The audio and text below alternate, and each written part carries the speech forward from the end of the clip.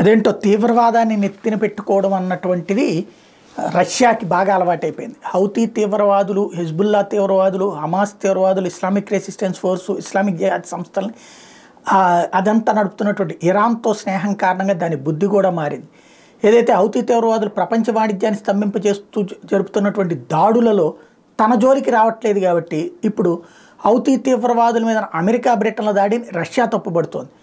దీని పరిణామాలు చాలా సీరియస్గా మారతాయి. రాబోయేటువంటి రోజుల్లో మరొక యుద్ధానికి దారితీసే ప్రమాదం ఉందంటూ హెచ్చరికలు జారీ చేస్తున్నది Russia. Russia's Vladimir Putin government has lambasted the US and UK after fresh strikes in Yemen.